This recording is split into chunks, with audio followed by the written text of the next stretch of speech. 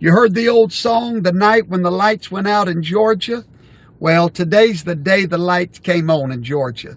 Phenomenal, phenomenal day of victory for the Republic. Let me give you a quick rundown so you can know exactly what happened so that you won't be confused. Okay, here we go. You remember the night of the elections, we were told that everybody had to leave the building and they had to stop counting because of a main water leak, a huge water. Evidently, it was so huge that it shut down the whole arena. Everybody had to leave out. Y'all remember, don't you? I know you do. Well. My grandma in Mississippi always said, your sins will always find you out.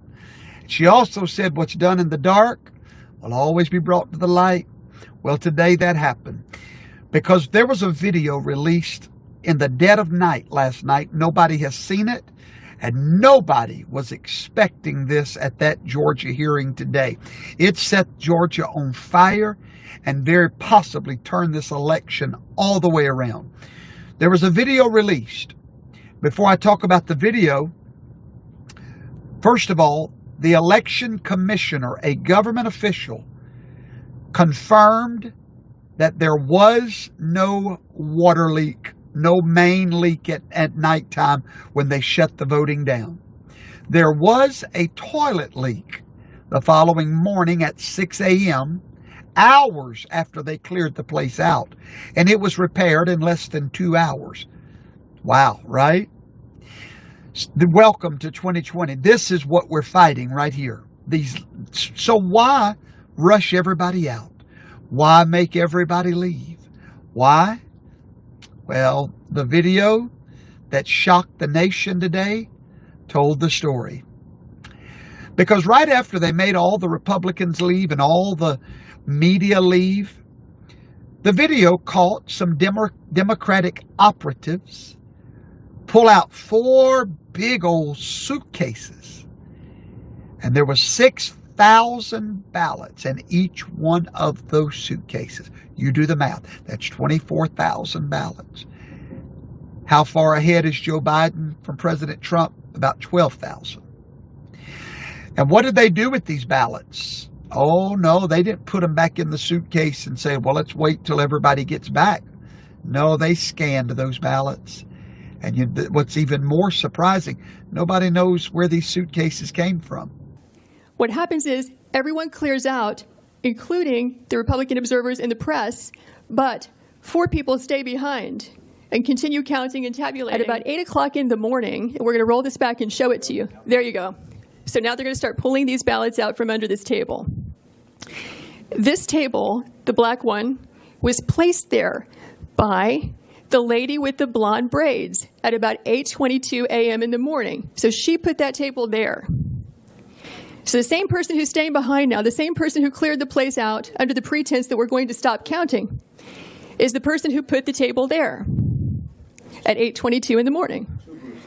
Yeah, I saw 4 suitcases come out from underneath the table.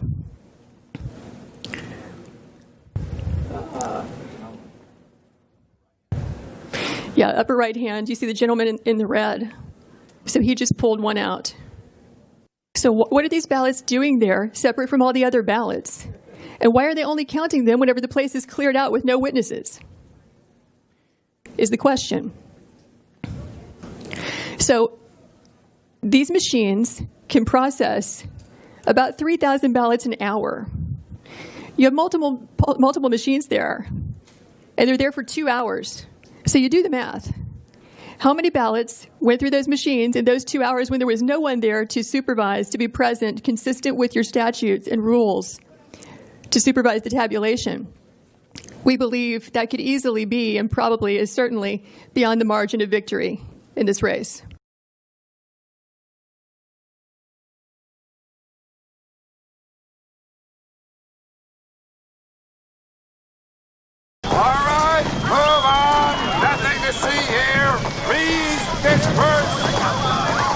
Nothing to see here, please. You remember all of those witnesses that signed affidavits about seeing trucks come in? Really? Remember all that?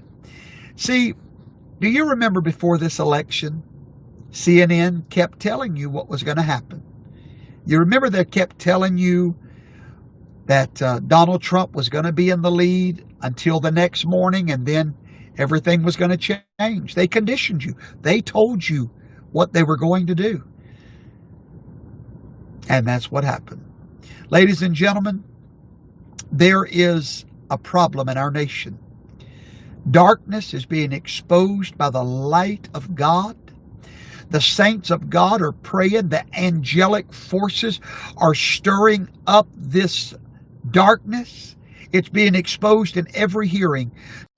2,506 felons voted illegally in Georgia. 66,248 underage and therefore ineligible people to illegally register to vote before their 17th birthday, when the law requires 17 and a half years old. At least 2,423 individuals to vote who were not listed as registered. 1,043 individuals to cast ballots who had illegally registered to vote using a post office box. 4,926 individuals voted in Georgia who had registered to vote after their Georgia voter registration date, thereby canceling their Georgia voter registration. 10,315 or more individuals to vote who are deceased by the time of the election. 395 individuals to vote in Georgia who had cast ballots in another state, which is illegal in both states. 15,700 individuals to vote in Georgia who had filed a national change of address with the United States Postal Service prior to November 3rd, 2020.